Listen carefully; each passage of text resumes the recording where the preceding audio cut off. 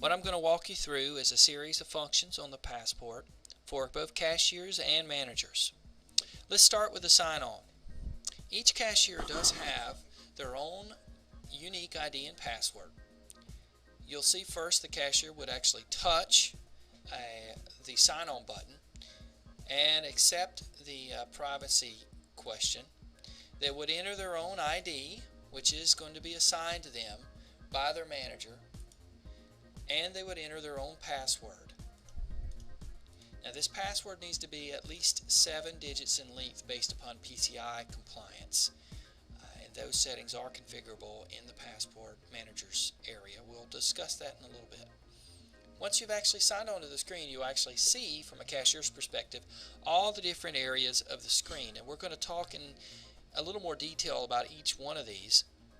And I'm going to use this opportunity to also speak about how this is in comparison to where you may be coming from. For many of our G-Site customers, they're used to the fuel taking most of the screen up because most of the functions were actually located on their keyboard. With Passport, you need to remember that since we do not have a primary keyboard necessary for cashier functions, we have to make the most of the room on the screen with big buttons that make it easy for the cashier to maneuver through a standard transaction. The first area I want to cover is the forecourt area. The reason I do this is because for many cashiers, understanding the fuel process and the forecourt area tends to be the most intimidating for them. So let's look at the fueling area first. Notice here you'll see there are 6 dispensers set up for this particular site. This area, where I'm actually moving around with the mouse, is the fuel GUI. GUI stands for Graphic User Interface, and it's scalable. If you had 12 dispensers, instead of seeing 6 pumps, you would actually have 2 lines of dispensers that would show you 12 fueling positions. This area actually can be expandable up to 24 fueling positions in this current mode. Passport will actually support up to 32 fueling positions in its maximum configuration at this time. Now, just a few things I want to make sure you feel comfortable about. One is we do have buttons you see over here on the left, the all stop button. Now actually what that is if someone is doing something, you need to hit an all stop because someone has knocked over a dispenser, or they're doing something not allowed on the forecourt. This does stop fuel flow but does not cut power. This is not a electrical all stop. There is a hard all stop that will be at your location, but this does stop fuel flowing at the particular fueling positions.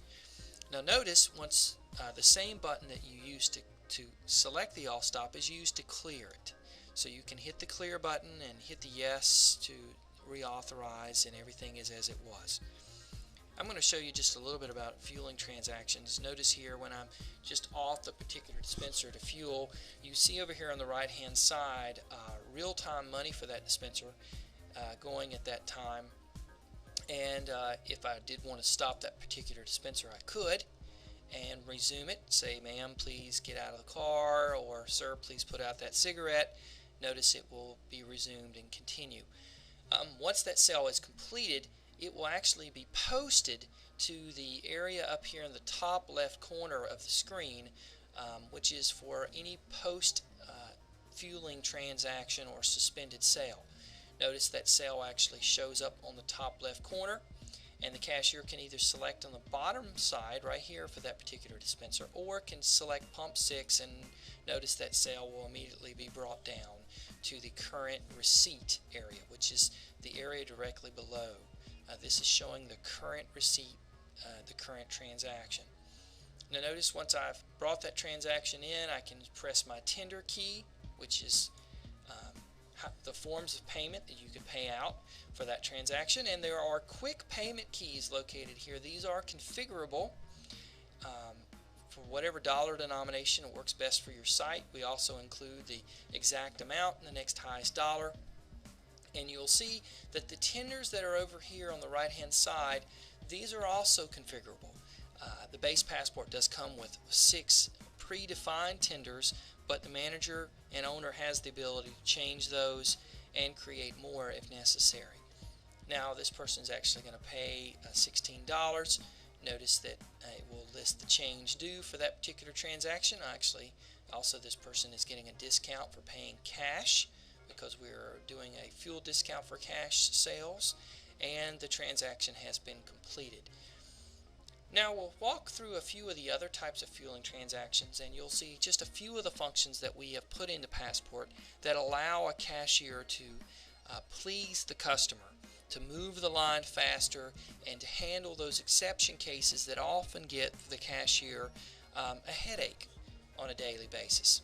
One being, let's just use for example, a person comes in and buys a 20-ounce coffee and throws a $10 bill on the counter and says put the rest on pump 2. Now instead of trying to do 2 transactions, what the cashier will do is ring up that 20-ounce coffee, press the prepay button, and there is a button over here called balance. They select the balance button, and when they do that, they can then select a payment which defaults to cash, and let's say they gave you $10, and you'll notice that the difference for the coffee has been applied to pump 6. The cashier did not have to do 2 transactions. This balance prepay makes it much easier on the cashier, and in the long run saves a few steps and pleases the customer.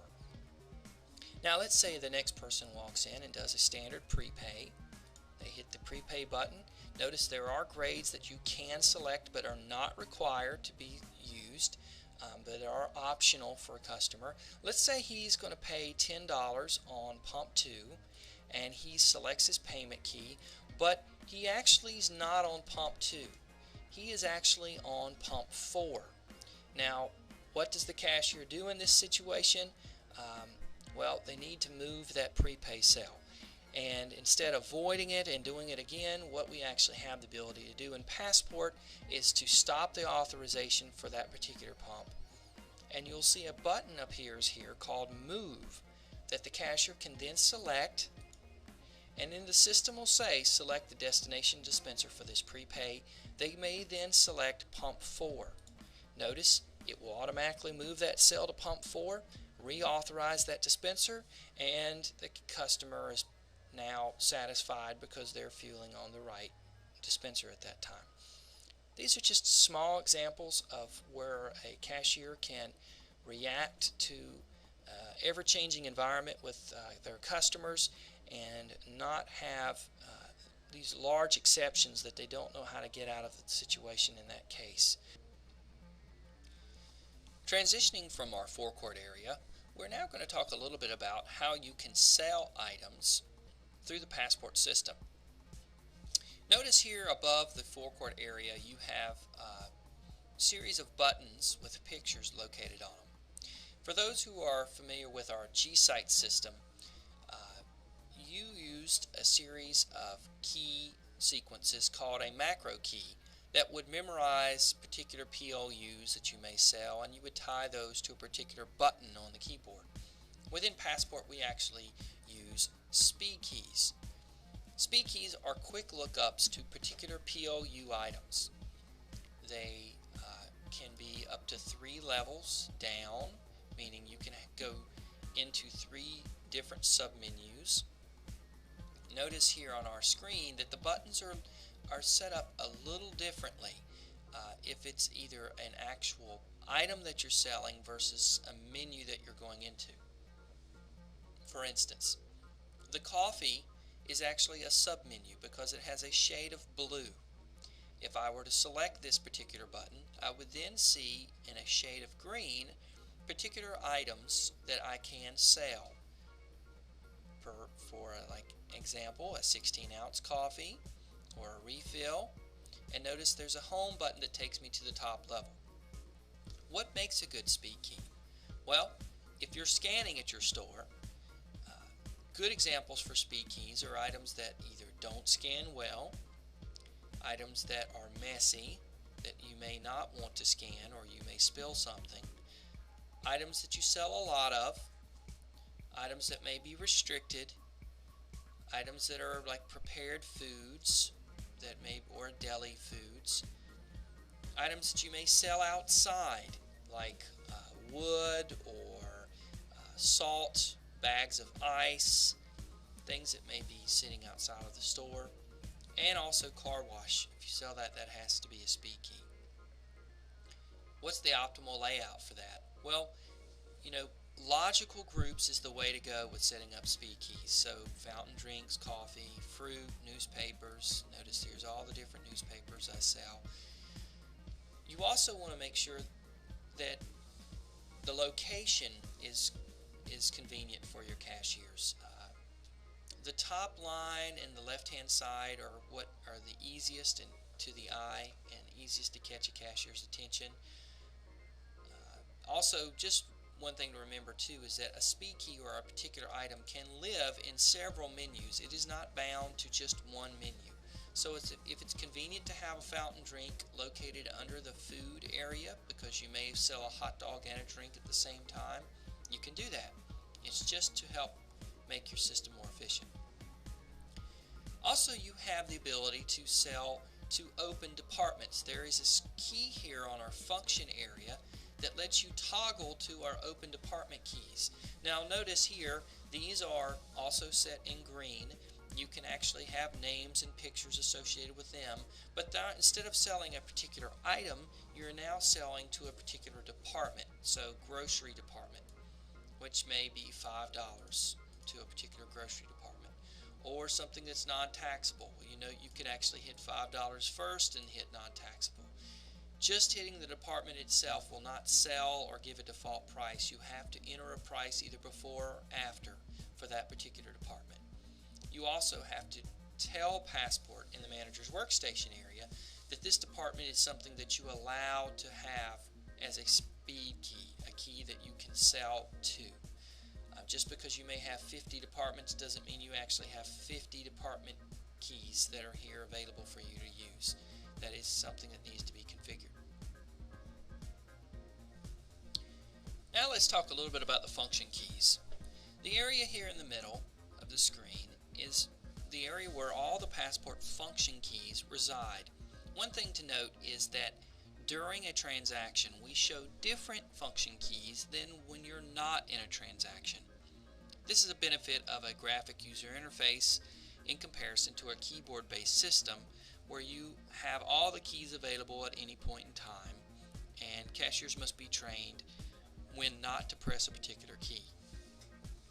Note here we are in a transaction and there are things that I can do, such as suspend the transaction and go out and get my wallet and come back. Passport can suspend multiple transactions, and those transactions will actually reside in this area when you have suspended them. I could do a price override. If a price is incorrect in the system, I can change the characteristic of an item to say it's food stampable. If this is something that had been mislabeled and we are supporting EBT or food stamps at our location, I can change the quantity of a particular item. That can be done several ways, but one is through the function button. The other one is through using the plus or minus key to increment or decrement a particular item I've sold.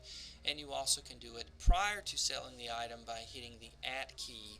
For instance, if I hit 5 at and then select a hot dog, it would sell 5 of those.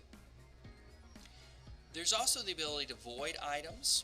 Any particular item that's in this transaction I can void and say he decided not to get a 16-ounce coffee. I can void that off. It does not have to be the last transaction, and it does not function as the old school error correct. You can void multiple items in a transaction, and they are all tracked in the cashier's till report.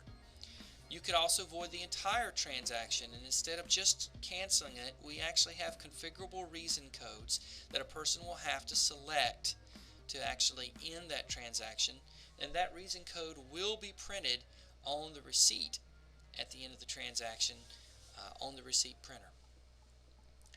Notice that when you're not in a transaction, you do see different functions residing here in the same area. I could do a price check. I could calibrate my touch screen based upon the way I touch it. I could do a safe drop of money either on demand. There's also an indicator here that would show up if I have too much money in my drawer to tell me I need to do a safe drop. I could do a no sale. Once again, no sales will pop open the cash drawer, but you have a reason code you have to select. I could do a refund. If a person's returning a particular item, I can refund it and give that person back their money. I can also do some things like paid ins and paid outs, and old school a vendor's paying me, or I'm paying out to a vendor, I'm paying out to get supplies, or maybe even how I handle lottery. I could also search for a particular receipt in the past, and we do keep those receipts around for a period of time, up to 30 days. 30 days is a default to go look back for a receipt. You can actually go hit that and look through the receipts and find the one in question, and then just hit the printer button and it will print for you. I can actually go look through the calendar at a particular date and time and look for that particular transaction. It's also available here on the fuel area if you want to look at a particular pump and look for a receipt. That's available as well. I could clean my screen, which if it gets dirty, the touch screen is a way not to sell multiple items. And there are some things as far as a security perspective. I can audit my till without closing it.